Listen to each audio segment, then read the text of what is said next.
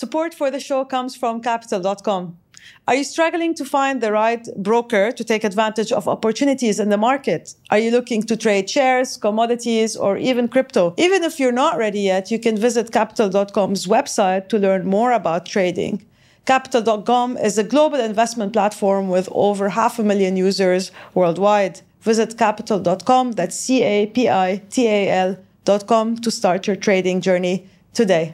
Now, when things are good and liquidity is there, we didn't have a lot of difficulties raising money. Where people are going to put their money? People wanted to invest. It was very easy to do it. 2023, when we wanted to continue on fundraising, because the biggest mistake that we've done, we didn't finish a round and get like a $15 million and put it in the bank account and start growing accordingly.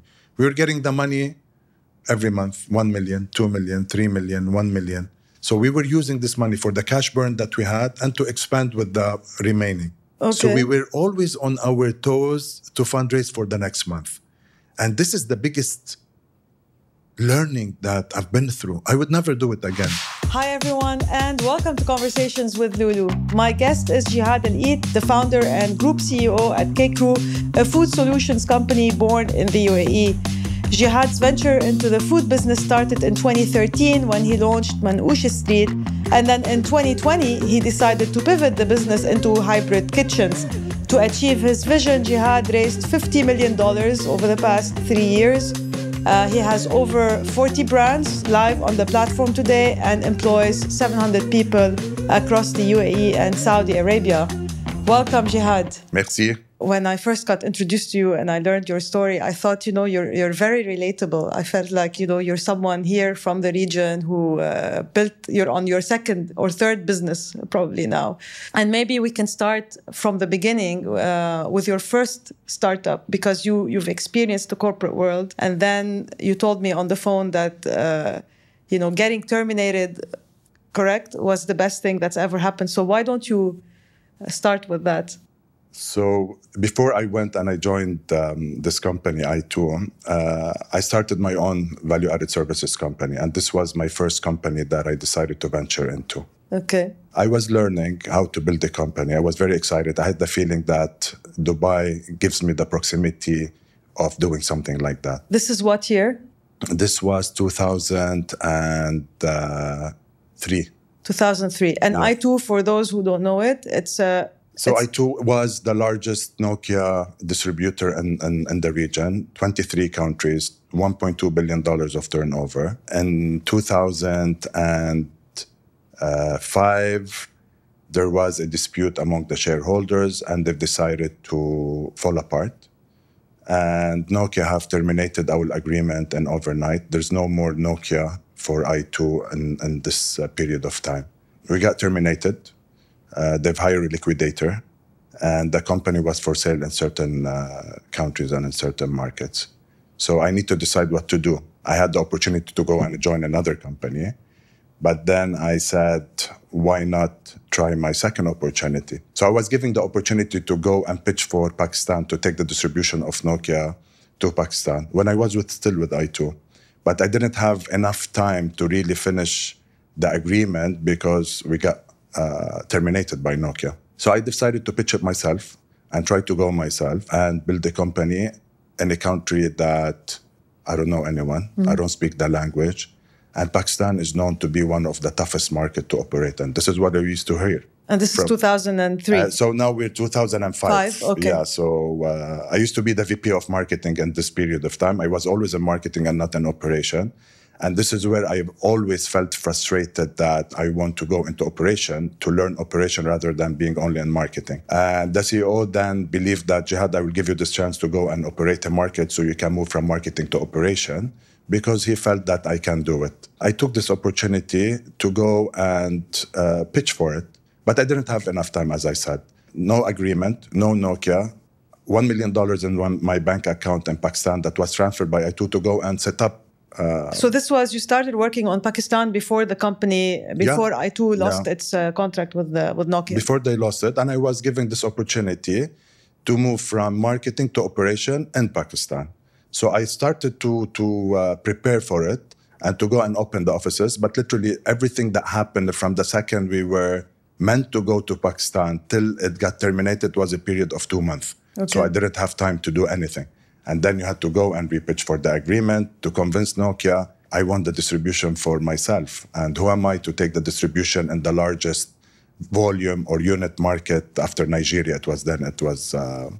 But what got you thinking that, okay, because you were doing it for I2, for the company, and then I2 was no more. And then what got you to decide that I still want to do this, this venture on my own? I think I come from the streets when it comes to doing businesses. I see a lot of people around me that are building some things and succeeding. And of course, we see a lot of people who are doing things and failing, right? So I always look at the part of why not trying? Why not do something like those people who are succeeding? And I wanted to take this chance. I'm a big risk taker. Till now, I am someone who loves to take risk, and I'm someone who loves to build things. So I have these two components inside of me that I believe they're part of my DNA. My mom always tells me, you are a lucky person. But I always said, where luck comes in such an ecosystem of being an entrepreneur. And I think being a serial entrepreneur helps you a lot to become a successful entrepreneur, of course. But luck comes to everyone. It comes to you, to me, to everyone that you meet. It's who's going to pick up this luck and do something about it. So I always believe in the thing, and I'm convinced that it is the way it should be done. Grab this luck and do something about it. Now, a lot of people would come and say, I don't want to grab this luck because there's a lot of compromise. There's a lot of things that people don't like to compromise upon. The first thing is lifestyle. A lot of people, they don't like to change their lifestyle to become an entrepreneur. Mm-hmm. I did have a cut on my lifestyle by 80%, not 50%, 80%. And I was convinced and I was prepared mentally. This is what I wanted. I didn't want to travel every 6 months to holiday. I didn't want to go for skiing. I didn't want to. So I cut off all these things. And I was convinced that I don't want to do these things. And how did your wife take it? Because you were married at the time. And my son was, so when I went my first trip to Pakistan, they were still in the hospital. So Talal was 2 days. This is when I decided to go for my first. I had my meeting with Nokia on the third day when they were at the hospital. So I left them, and she was working. So there was a lot of support as well from her side at this, because when I decided to take this lifestyle change, it has to be for me and her as well, and for the household. So it helped that she had a job. Of course. I mean, I always say it's important to align on this, because you don't want issues and problems when it comes to change of lifestyle. And I had a very good salary when I used to work for I2. And to go from, I think it was 60,000 or 65,000. It was a good salary by then, to $5,000 to 20,000 dirhams. So there's a lot of changes that should happen through the process. And I was ready for it. Honestly, I didn't want to. I always used to find myself happy with what I have, regardless of the amount of money, because I was building something that I believed is going to be a change for me. And it was a life change for me. And how did you convince your wife that it was the... Worst case scenario, we always agreed, if it doesn't happen, I will go and take a job. I know that I can find another job. It's just a matter of trying to do something. She knows that, and I know myself as well, if I don't try, I will always be frustrated. At least I gave it a try. And this is what people should always tell themselves, let me give it a try. Because you're going to learn a lot through this process of trying. A lot of people, they don't even like to try because they get this fear of trying without even like going and dipping their fingers in this bucket.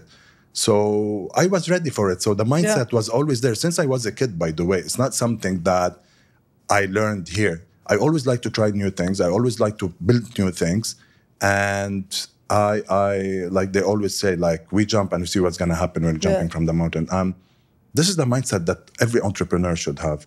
There's no wrong in failure, and there's no wrong in learning. And it's not failure, it's learning. We're going to learn, we're going to retry again, and we're going to fail, and we're going to retry again till you hit it right. Yeah. So... but it's interesting that you think that way, because most people, when they have kids and with a family, the dynamics become different. It becomes harder. There's more at stake when you make that decision. So you took that decision, and, you had a newborn, pretty much, which is not the norm. Listen, I think you can be ready at any time that you believe you want to do it. Yes, I had a newborn. Responsibilities are there. I would have done it even if I have 2 kids. At the end of the day, when do you want to do it and take this step? A lot of people get this fear of trying or this fear of and I always repeat this when someone asks me, when people come to me. The first question that I always ask, are you ready to compromise on your lifestyle? Yeah. Believe it or not, so many people say no.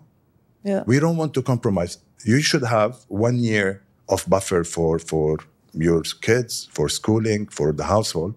But if you're not going to compromise on flying business class or flying to the city or going skiing or buying a Chanel bag or I don't know what, you're going to find it difficult to go and jump into this. So entrepreneur is not about the good things that people see. There's a lot of hurdle in the process and it's painful. You're going to have sleepless night. You're going to have a lot of difficulties during this process. But one thing for sure, it pays off.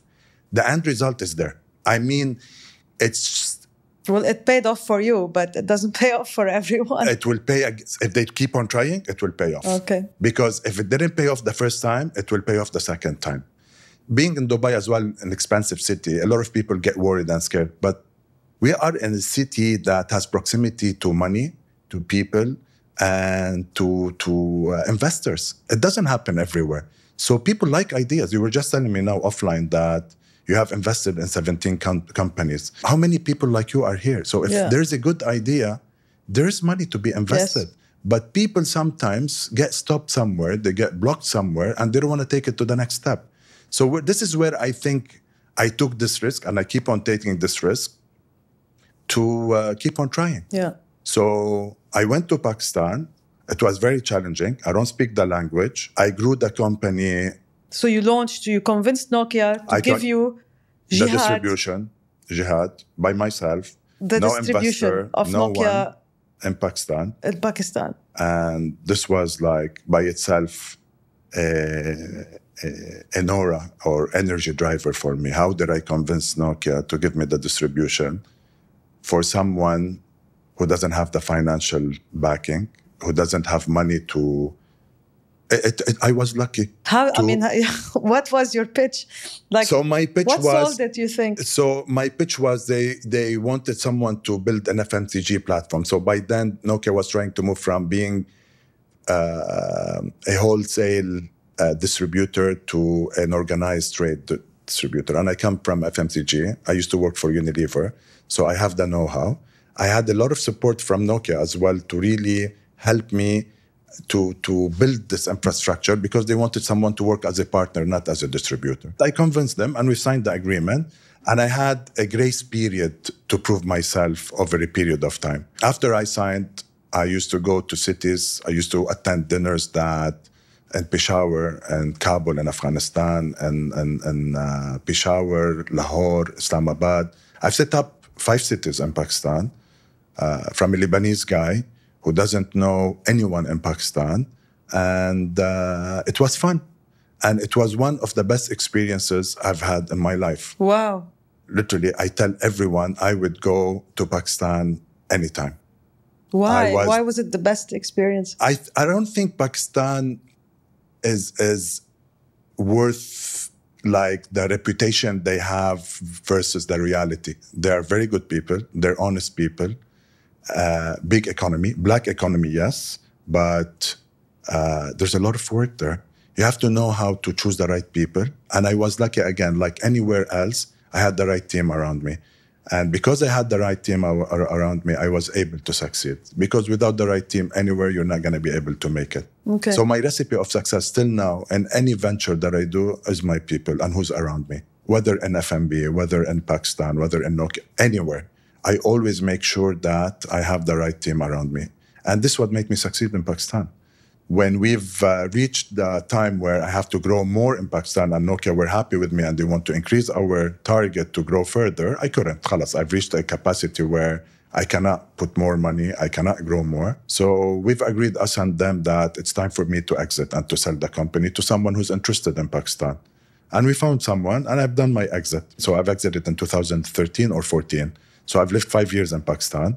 going back and forth to Dubai. How big was the company when you... So when I exited, we were at the turnover of $80 million. Wow. I started from first quarter, $3 million. 2014, I've done the exit completely because there was a bit of... so 2014, I started... While I was in Pakistan, I started Manoushe Street. So this is when Manoushe Street started to go and venture into... so it wasn't enough, the one venture in Pakistan. You had to do a second venture. So I was planning, what am I going to do next after I leave Pakistan? Because my mindset was all towards leaving Pakistan, exiting, cashing out, and what am I going to do next? Yeah. So I wanted to start an F&B. Why? Why F&B or why do something else? No, why F&B? Because you weren't in that business. You were in electronics, phones. And you said before you were at Unilever? At Unilever, yeah. Okay. So Unilever, food is something that we all love. Food is something that every single person has been given an opportunity to either open a restaurant or to invest in a restaurant. It's a status kind of, cliche. Everyone wants to invest in F&B. So growing up in Lebanon, you know the za'atar and you know how we used to go to the bakery next to your house. You take your bucket of za'atar. And there was one player only here in UAE that is doing the manipulation, which is za'atar rose. Yeah, but they were big. They were big. So my focus was always za'atar rose, since we have mentioned the name. Yeah. What can I do to compete with za'atar rose? I said, let's build a good brand. Let's build something that can compete with Za'atar Rosette, build a homegrown brand rather than a franchise, because Za'atar Rosette was a franchise. And we started studying all the elements on how to penetrate. So this is you alone or you had someone with you? No, it was 4 of our friends. In 2008, they were fired from the banking when the crash happened. And all of us, they were out of a job. So we decided to start investing in one location. When I was still in Pakistan, so it was in the days when I was still there, each one of us invested 100,000 dirhams. The 500,000 dirhams was enough to start with the first location. Then, of course, we started adding money like any other business. Where was your first location? In Mizhir. Mizhir, which is between the UAE and Sharjah? Yeah, next to Mirdif. And so this was our first location. Okay. I wasn't very involved by them because I was still working on my exit and all the things that comes with the exit and all these things. By the time I've done the exit, we've opened 3 locations. So we had 3 Manoushe Street by then. And we were doing fine, not excellent. We've loved what we're doing. And the exit happened at the same time where we've decided to grow Manoushe Street by then. So I've put half of my exit in Manoushe Street and we've expanded to... by then to 15 locations, rebranded it completely. And we've decided, if Za'atar Rosette are doing well, how much market share we can take from them. The focus was always, if you have a good brand, good food, you can take market share from people who are big, as you have mentioned. So there was not impossible not to crack a chain that has 15 or 20 or 30 locations. There was also, I think, another one that was on the rise at that time, Just Falafel. You remember Just Falafel? Yeah, JF, yeah, of course. So Just Falafel, their model was to grow into the franchising model. Yes. So they're friends of mine. So their problem was they haven't focused on the operation, on the food. They focused on the sale. Yeah. That they want to sell franchise. The hype was around the franchise. They haven't focused on the core. And I always tell them this. We started with the opposite. I wanted to focus on the core so we can create a good customer base to go after a good market share. So the core meaning the quality of food. Quality of food, and of course, good people to be able to serve this food. Yeah. So I've learned a lot through this process, and I used to spend so much time learning F&B, whether talking to customer, delivering food to customer, and learning the operation, how it works, because as you said, it's the most complex business that you can venture into. So I've learned it, and I've decided to go big from my own money because I wanted to invest more and to grow it further. So I've bought some partners that were with me that they wanted to exit, and we stayed the core 3-4 people by then that started with me. And we started expanding a lot. So I remember we were opening 1 location every other month. And this is where the brand name started to spread here in UAE, and we took a good market share in this space. Mm-hmm.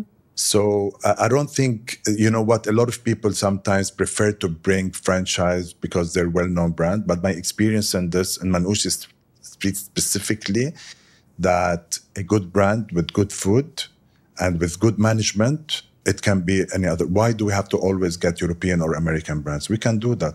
We have the capabilities, we have the brains, we have the know-how, and we have the people. When these companies come from abroad, they hire us. They hire the people who are here.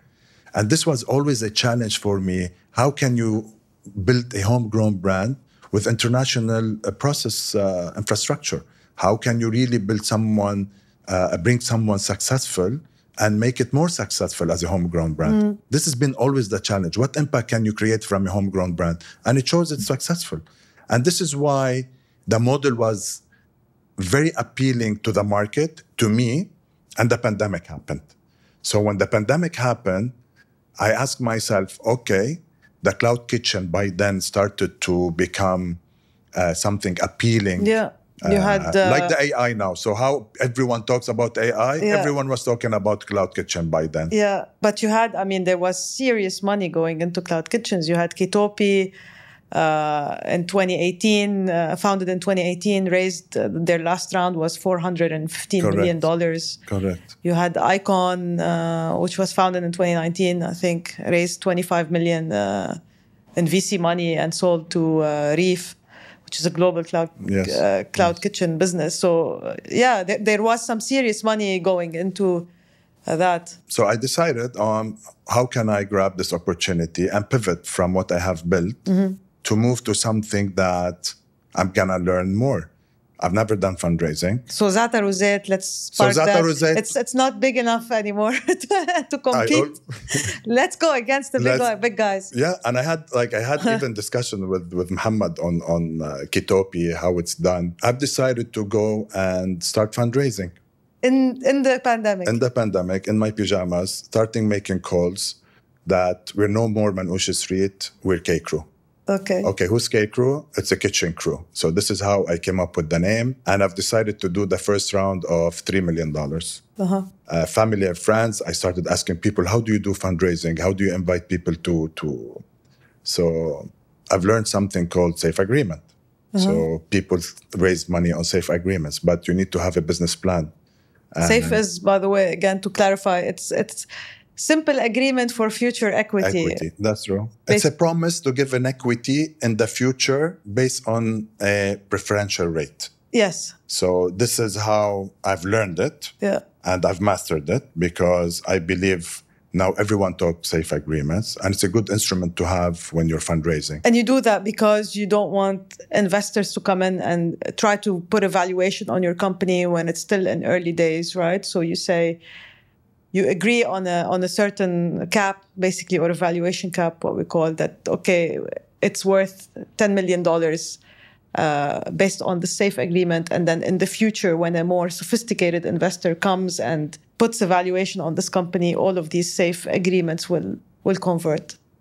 I think it's a fair instrument for both the founder and the investor. Okay. Because this is a kind of a commitment from the founder that he's going to deliver on these KPIs. And two, the investor is taking a discount when the pricing happens. Yes. If you want to go back to the old days when there was no safe agreement or something like that, the percentages were earned as you go based on the KPIs, right? So there was an earn-out model, like you take more share as a founder if you achieve the KPI. So I think the safe agreement have sorted out a lot from this hassle of taking from the founder more than he should. And it gave a lot of relief on this aspect. I was debating always the model, what model worked. So I said, why don't I continue on building brands rather than getting brands from outside to use our kitchens? I always believe I would like to see what number one is doing and how can I do things different from what he's doing. And we've learned a lot from Kitopi and what he's done and his model, but I optimized it. I look at it from a different perspective. I looked at it that the unit economics eventually are going to be challenged in a certain business model. Okay, we'll get to that. But tell me, let's backtrack a little bit to the safe. So you said you had to learn the hard way. Asking friends, family, investors. How do you fundraise for this new Kaykroo concept? So I started talking to a lot of people in this aspect. So I'm part of YPO. So in YPO, there's a lot. So you were part of YPO with Manoushe Street? Yeah, when I was in. So I started picking up a lot of calling people that raise money within the YPO network and asked them, on how did it work, how did you do it. So this is how I've learned about the safe But you agreement. had raised money for Manoushe Street? From me. Oh. So it was the full expansion of Manoushe Street was my own money. Okay. So I've allocated. So you went all in. Listen, I've decided to go all in, and when I've exited, what am I gonna do with the money? I mean, I know that I was still young. I know that there's still room to do something with my money, and I saw the opportunity of F&B. It's something that I want to succeed in, and I always taught myself one thing. When I go into any opportunity, Loulou, any opportunity, I don't look at it like, if I fail, what am I going to do? I always ask myself, when you succeed, what are you going to do next? So there's always the factor of succeeding in front of me. Now, there's a lot of challenges, of course, but the ultimate goal is always success. Where do you get that confidence from? Is it how you were raised, how you were born, where you were born? I think from life, honestly, and from people around you. There's a say in Arabic, قُلْ لِمَنْ تُعَاشِرْ أَقُلْ لَكَ مَنْ أَنْتَ. And it's so true, by the way. Being surrounded with people who brings value to your life are very important. You want people to push you forward. You want people to appreciate the well-being of yourself as a person, not only from a business point of view. Some people might touch on a very personal thing, and this is what good friends are for. Advisors and people that you hang out with. So many people, if I want to meet someone, I do my 100 calls for someone to introduce me to him, to fly for one day and to meet him, whether in Lebanon, whether in London or France. I like to meet people. I like to sit for half an hour, tell my story, take an advice. Now, I use it or no, I don't know. So the confidence that you get or that you have, is it, are you inspired by other successful people or it's more something Inspiration in you? is one, and maybe so I'm a dragon and a Leo at the same time. So maybe this is part of my... a dragon? Yeah, so dragon and a Leo, you know, the horoscope... the Chinese horoscope? The Chinese horoscope and my horoscope. So maybe these two combinations are dangerous. Oh, dragon and a Leo, okay. I don't know. Honestly, I don't know if it's a matter because of... it's important. I think a lot of... you need to be confident as an entrepreneur. And I see it a lot when I talk to entrepreneurs who are pitching their businesses. Some of them are very confident, but a lot of them also don't have the confidence. And I think figuring out where you find this confidence is very important. It is, and it's more important than anything else, because if you're going to give up in the middle, you're going to struggle more. And we have 650 people around us, employed in the company. If I'm not going to show this confidence, if I'm not confident, and they're going to feel that we're going through a turbulence, which we do every month. 2023 was a turbulence year. I mean, super turbulent. And I was sure that I don't show lack of confidence, that the company is going through a restructuring or... Yes, we restructured, but for a reason. And there was a purpose why we're doing that. We're driven by this purpose of Kaykroo. And it was very clear that this confidence has to drill down to every single employee, right? And without confidence, an entrepreneur, he will become a quitter. And so many people that you were referring to that they will fail during being an entrepreneur is because of confidence and decide to quit because they found it easier. If there's a purpose, maybe I always believe if you want something, you'll get it. I'm like this. If you're a fighter, you will get it. Some people now might say, but not everything is on your reach. Maybe, but if you keep on fighting, if you keep on trying, you will get it. I don't think that today something is impossible as, I don't want to sound very cliche in this, but if you are a fighter and if you are someone with confidence, maybe you will not get it all, you'll get 50% of it, you'll get 60%. But getting nothing versus getting part of it, still good. So aim high. Aim high, always. Always. And get whatever you can get. Because when you aim high, you work harder. Yeah. And you need to work hard to get things. Nothing comes at easy, nothing.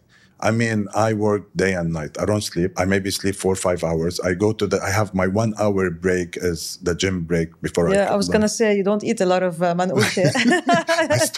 I stop. So this is the 1 hour mental break that I give myself. And besides this, I'm a workaholic. Workaholic because I have an objective that I want to achieve. There's a compromise, of course, around that it comes about. But what do you want in life? Some people say, you know what, I'm happy to get my salary at the end of the month.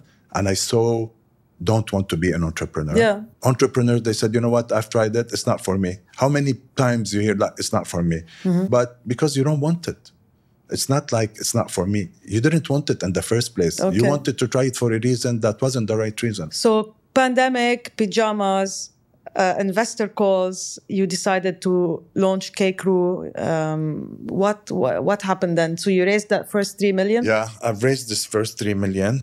And it was family and friends. Was it difficult to raise it? No, not at all. Because Okay. I raised it at the back of Manoushe Street because everyone loves Manoushe Street. Oh, okay. So Kaykroo legally... So yeah, what's the relationship then? So Kaykroo owns Manoushe Street. Owns Manoushe Street and owns the other 50 brands. So you put like a holding company on top of Manoushe Street. Yeah, and my lawyer have Kaykroo. helped me a lot during... I always give her credit for Rima. I mean, for the help and the time she has given me during Corona. She was in Beirut by then, and she was supporting me all this time, I mean, to structure, to talk to investors, the safe agreement. Because we were all in a lockdown. I think it was a very protective period for all of us. I mean, not going out, and all what you have to do is focus on what to do next. So I took it as an opportunity for me to raise the 3 million. And the 3 million, I used them to hire people. Okay. So I was talking to people in Beirut. I was talking to people from different places, deciding on the strategy, how to start building more brands and how to expand. And the biggest debate was the tech part. Okay, you know what? Because so you wanted, just for everyone to understand, so you wanted to build a central kitchen that caters for Manoushe Street and other brands? No. Is that the idea? So we have locations. Our model is a hybrid model. So I wanted to build more locations. Front, there's a brand, Manoushe Street or any other brand. It's not only kitchen. So we always have a face where customer can come and pick up. And at the back, it's a kitchen that delivers up to 100 brands. So now we have 50 brands that get delivered from the back of Manoushe Street in Saudi Arabia. So that means that you're using the same kitchen? The same kitchen. Okay. But for the new kitchen, but there's a lot of like science behind the layout. So the smart stations that we use. So Manoushe Street in the front. So when you come as a customer to Manoushe Street, you will sit in Manoushe Street. Or when you come to Saudi Arabia to Pasta Cup or to Slurp, all these locations that we have that you come and pick up your food. At the back, it's a mini central kitchen. Okay. It's a cloud kitchen. So in the front, this is why they call it hybrid. You can come, eat the brand that you like, the brand that you love. And at the back, there's a delivery platform. Delivery platform that delivers up to 100 brands. So this is what we wanted to do. The first decision, we said, we're not bringing brands from outside, like what the competition is doing or other people are doing. We wanted to build our own brands because we have built a brand called Manoushe Street and we were successful, in doing it. Why not build more brands, diversified cuisines, and let these brands be as heroes, as we call them, as Manoushe Street. And this is what the business model started to change from Manoushe Street to Kaykroo. So what were the first brands you built after Manoushe Street? So the first one after Manoushe Street was the salad concept called The Good Bowl.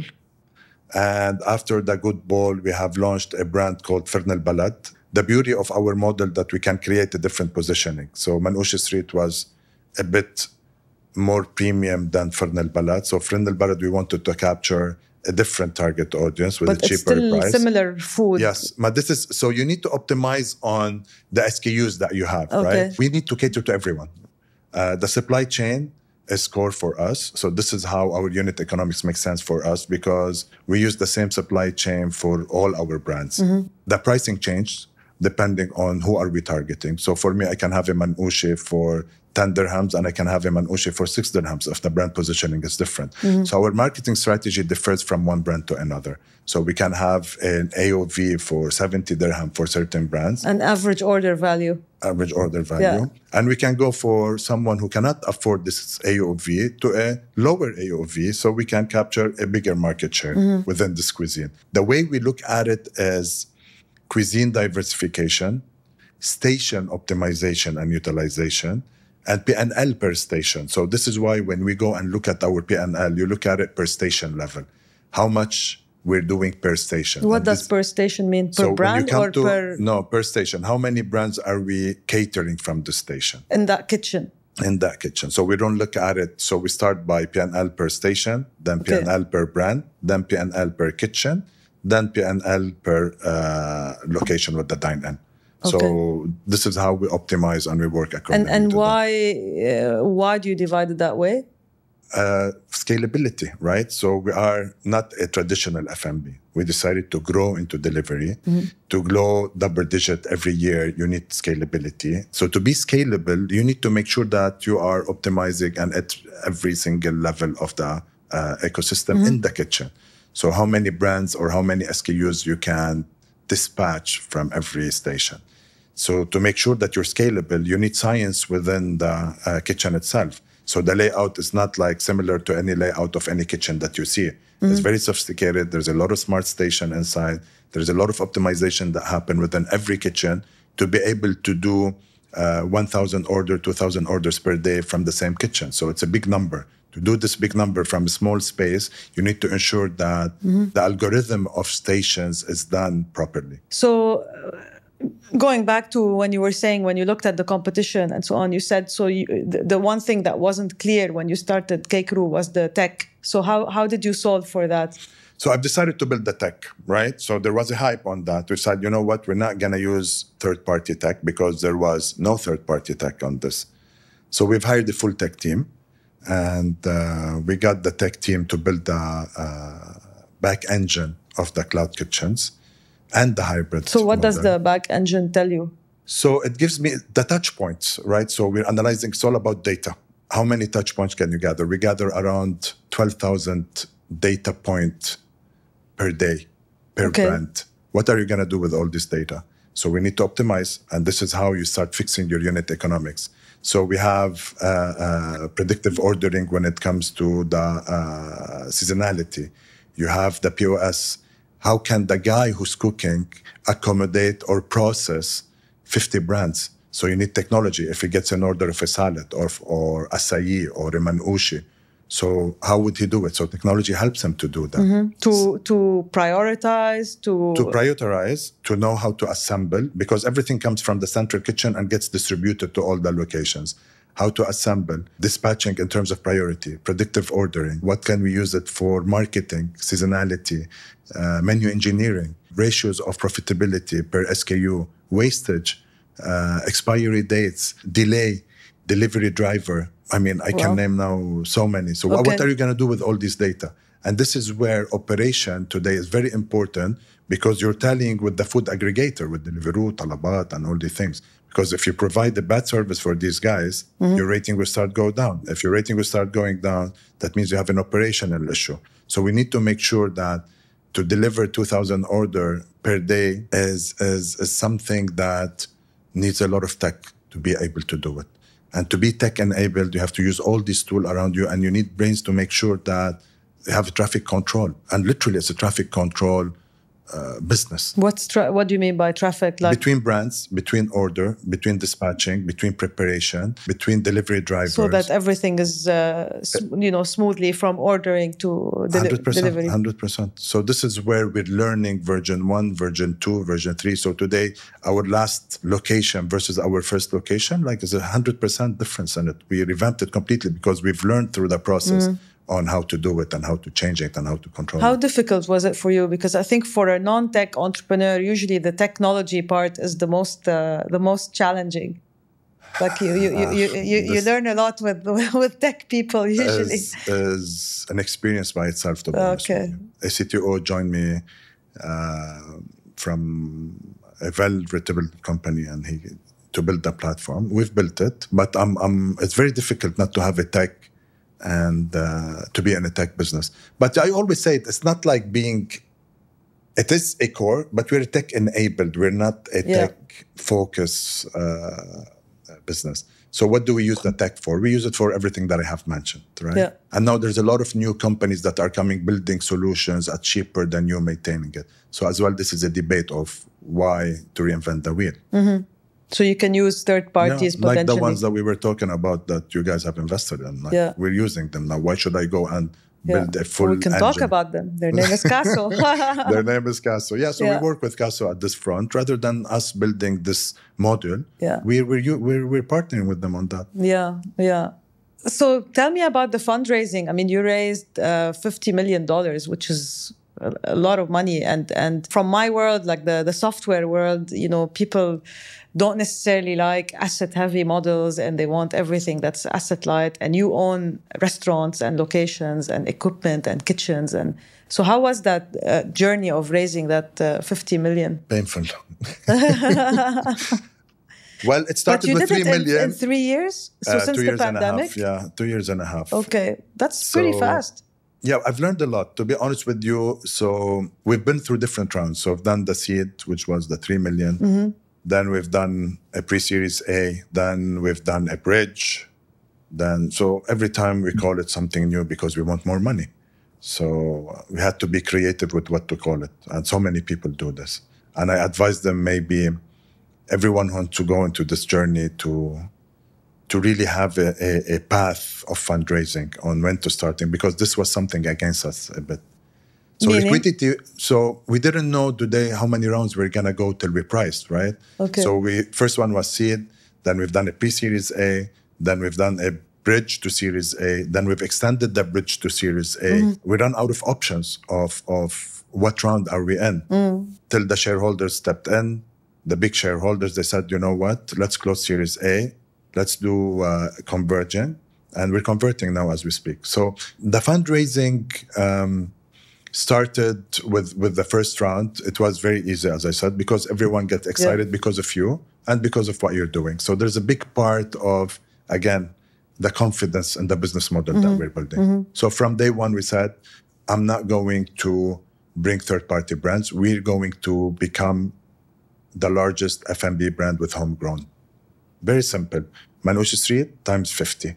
What we're going to do with this 50, we're going to build like a chain like McDonald's. So Manoushe Street can't take 100 locations. The Palestinian bakery, it's a hero brand for us. It's doing super well. People think that it has locations everywhere, but it's a virtual brand till now. We start with a virtual brand. We build it. If it succeeds in the hand of the consumer or in the mouth of the consumer, then we'll give it a location. We'll open a location. So Palestinian bakery, we're on the phase of preparing a location to open it and to start spreading the Palestinian bakery, because it turned out to be a brand people love, a brand people want. So it became a household before having a location. So then we started talking to the 3 million. We finished it in 6 months, I think. And we wanted to go into the pre-series A. I don't have experience, of course, in fundraising, but I had the model, I had a vision, and I know what I wanted to do. And this is where we started going to a more sophisticated investors. We've done around the $15 million, mainly came from Saudi Arabia, from offices in Saudi Arabia. It was with an advisor helping me in Saudi Arabia called Watar Partners, and they are one of the best advisors we've used in Saudi Arabia in the first round. We opened Saudi Arabia. And this where comes the story of one of the investors that came in with me in this round, my co-founder Fawaz. I wanted to open Saudi and we wanted to expand in Saudi. So Fawaz used to run and manage their family office. And he was one of the investors who put with me money in this round. So we were talking in their Corona, Zoom every other day till he decided to invest. He didn't come here.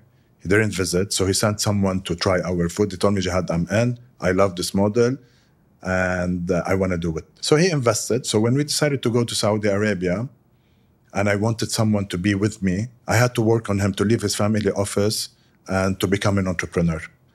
And he took me maybe 4 visits to Saudi Arabia, every time going and convincing him, quit your family office. Let's build this together. It's going to be big. You're going to love the experience of being an entrepreneur, but it's not a family office. We're going to face issues. We're going to have a lot of problems. We're going to have liquidity issues because I can't foresee what other people are going through. And of course, we're going to have the same. We're not going to be better than anyone. Yeah. So after taking so much time to convince him, he resigned from their family office that he heads, and he joined me. So now he's the CEO of Saudi Arabia. And he's a co-founder, of course. And we're doing it together. So he started helping me in the fundraising in Saudi Arabia. Okay. We went to another 10 million in Saudi. And we got them from the family offices as well in Saudi Arabia. And this without advisors. We were doing it, myself and Fawaz. Going, pitching to people, selling the story. And the story plays a bigger role than anything else. The story is the core of what the entrepreneur is about. Yeah. How to really build the story, how to tell the story, how to show confidence in your story. And we were successful on doing it. And all of that were raised on safe agreements. Now, when things are good and liquidity is there, we didn't have a lot of difficulties raising money. Where people are going to put their money? People wanted to invest. It was very easy to do it. 2023, when we wanted to continue on fundraising, because the biggest mistake that we've done, we didn't finish a round and get like a $15 million and put it in the bank account and start growing accordingly. We were getting the money every month, 1 million, 2 million, 3 million, 1 million. So we were using this money for the cash burn that we had and to expand with the remaining. Okay. So we were always on our toes to fundraise for the next month. And this is the biggest learning that I've been through. I would never do it again. Either I have the money in my bank account so I can grow, rather than growing and burning together with monthly installment, like as if someone is installing this money for you over a period of 24 months. It kills you. It kills the momentum of growth. But we did it. Was it easy? No. It was very painful, demotivating in certain period of time because the money is not coming on time and you have the pressure of paying the salaries. So you wanted to cash flow to keep on moving. So we stayed on this momentum till 2022 and when the pressure started to happen. So the big shareholders that I have, they stepped in and they said, no more cash burn. And this was September 2022. No more money. We're going to give you this much. You need to turn to break even. And you have to do it in 1 year. For an operation that was burning so much, to come to break even and fix it in 6 months was like a nightmare. So we were growing at any cost to surviving at any cost. So we had to do the impossible to survive. And literally it was a survival year. And proving myself, like you say that you have a good business model, show it to us, no more growing. So I was put on the spot on this requirement and dealing with investors that are family offices that are driven by ROIs, by return on investment, especially the stock market in Saudi Arabia was doing very well. So they always benchmark, right? Where's my money? And what is my money doing in this pool versus this pool? And this comparable is always there, regardless of what you hear. They always see that what's happening to our money, because everyone changed their perception, Loulou. And this is what I have noticed. When they believed in you in day one, and when things have turned the table, it turns on everyone, including me. Because everyone get worried. Now it's about what are we going to do? And this is where the pressure started to happen. You can say I was on fever, temperature 41, the whole of 2023. And all antibiotics that I was taking were not taking my temperature down. Wow. I was living a year on a 41 degrees temperature. I'm not joking. This was my 2023. Okay. So what did you have to do? I mean, to cut burn? So we had to prove that everything that I invested in CapEx pays back. Mm-hmm. So this was my first thing. What's my IRR on locations? So I had to turn into a financial guy to really talk to investors, their language now. So it's not anymore about exit and how much money we're going to make. And show them that, guys, still you've made the right investment. And this is what you need to always tell people, that you've made the right investment, because this is what they want to hear. The war room that we have created in the office was about how to turn the locations, 29 locations, to double-digit EBITDA. I told them, I don't want any other discussion in this room except a path of this. And literally, our weekly meetings were about how turning the locations to double-digit EBITDA. And when. And I had to report this. To how to survive. I needed cash. Who's going to fund me? Okay, we go into another small round of $3 million that will sustain you till then. I was okay with it, and I took this challenge, and I gave my word that, okay, we're going to do it. 3, cost cutting. So we had to terminate so many people. We had the cost cutting of 25% across all departments. We had to let go so many kitchens that we have rented and booked, but we didn't open, so we had to let go. We had to let go So many things. Honestly, I don't remember, but I've made a decision. I put my feelings, my heart in the bin, not in the drawer. And I was driven by these antibiotics. What is this one pill that will bring my fever down? Okay. And I've done it. No feelings. But is that the right thing to do? When you have partners around you, listen, this is another... So is this what people should get out of this? Yeah. Is it that you really have to 100%. park your feelings aside? 100%. Because it's like a permanent thing or a temporary thing. It's a temporary thing. You have to look at the end goal. I mean, what's your moonshot? You will always get to your moonshot. You will always get to your goal. But you're going to go through turbulence now. So you're saying as an entrepreneur, you need to make some really, really hard decisions. And at the same time, you can't have feelings or... Feelings sometimes might play against you. Okay. Right? Because when we are emotional to what we have, I mean, and you're going to be stuck to this zone of being emotional and loving what you have and no, I'm not going to do this or that. Once you make the decision, you will be relieved. The difficulty is making the decision, is taking the step, you know what, push the button. And now I'm so used to it, but not like chaotically. No, I mean, we've been through a phase where I had to do it. We won't be here, by the way. I won't be sitting with you today discussing Kaykroo if I didn't do what I did in 2023. I won't. And I tell this to everyone. This fever of mine that lasted me for a year was going to kill me because you cannot stay on fever for the rest of your lives. You have to like get this medicine that will bring you back to life. And the restructuring, not growing, going back to basics, profitability is what we've done. It was a good lesson for me as well, that I will not go back to growing at no cost, because I would have used this money better. Yes. And they asked me, the investor. I told them if I knew what was going to happen, maybe. I mean, US or they're ahead of us by 6 months, 4 months. I mean, no one knew this was going to happen by then. So we took the decision when these things started to happen. I wanted to survive. And all my worry was how to survive. So we've made all these decisions. The shareholders and the big investors and the family offices were very supportive.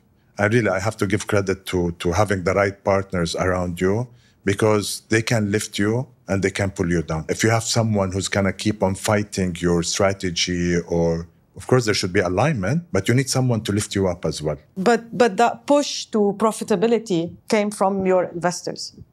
Yeah. Yeah. I have to admit, it wasn't like I wanted to grow more. I was, this feeling thing. I mean, Jihad, we want to get to this number. But again, there was no money, there was no fuel. So I had a car with no fuel. What am I going to do with it? Yeah. So they pushed.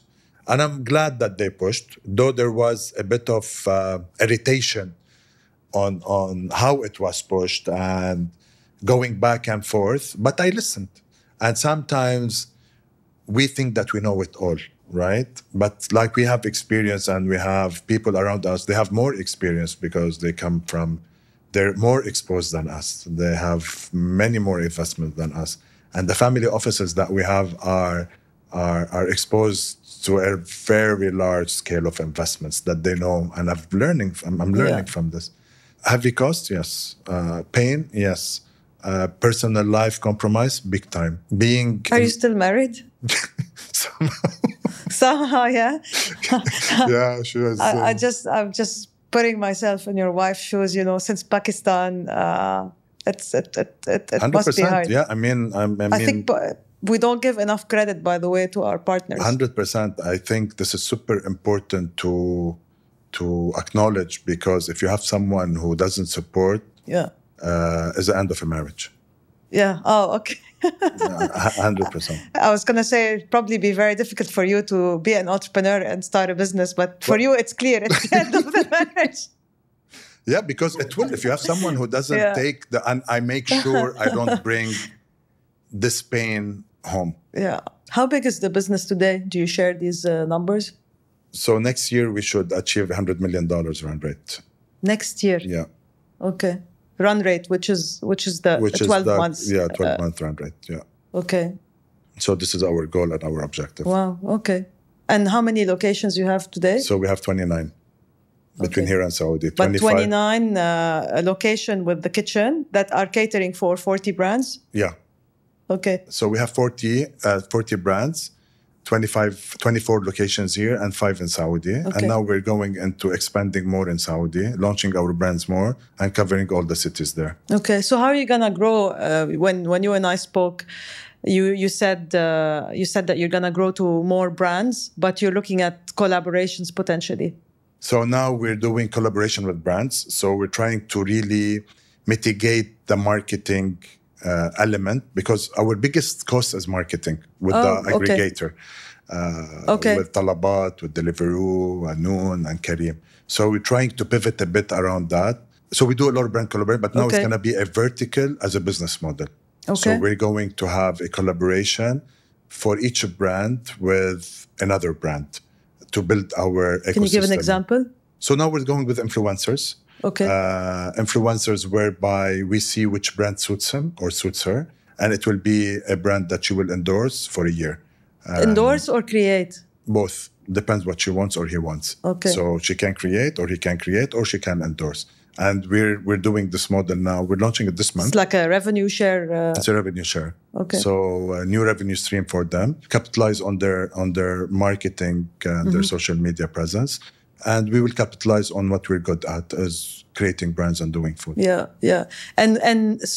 But that still needs to be optimized, right? In terms of like the ingredients and all of that, because it cannot be a brand, any brand. No. So they have to follow the same supply chain rules that we have. Okay. And in that, it's very simple. You will come, this is our menu, this is our ingredient, menu of recipes, menu of ingredients, and we do it together.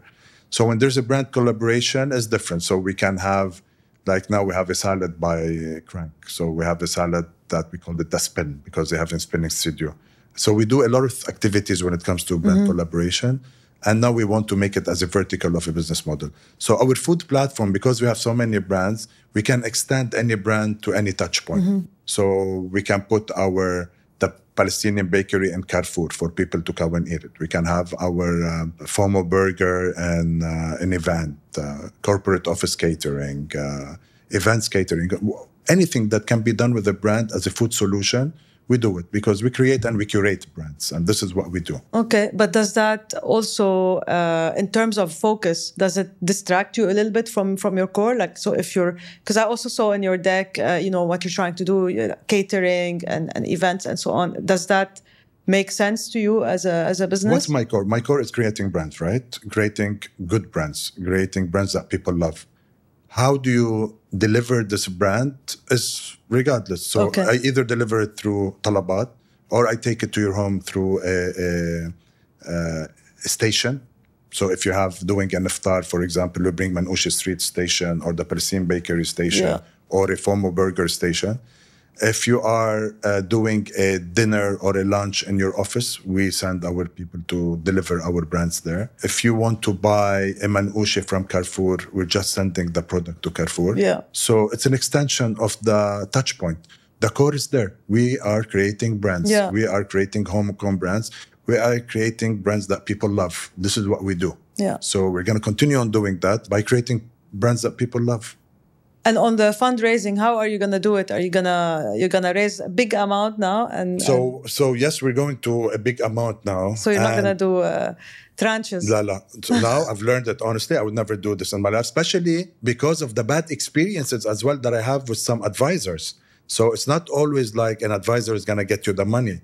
Choosing an advisor is a science. It's an art by itself. Okay. We were like taken through rides with advisors by not being able to raise a penny, because they only want to collect mandates. And we were... You pay them in advance, usually, advisors? No. Or you pay them a success fee? A success fee. But it's still a waste of time if they don't succeed. Of course, a big waste of time. I mean, they will mobilize the whole company. So choosing the right advisor is a core and an essence, to be honest with you. So for you, the Saudi advisor worked really well. You said you were very happy with that. But the Saudi one was good.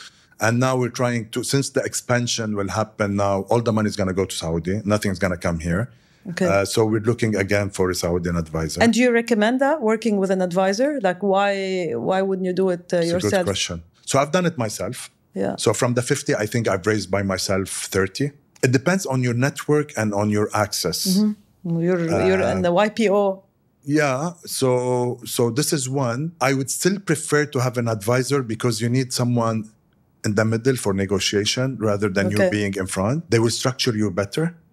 Especially you're going to go to institutions, you need someone with an experience. So my advice would be to go through an advisor.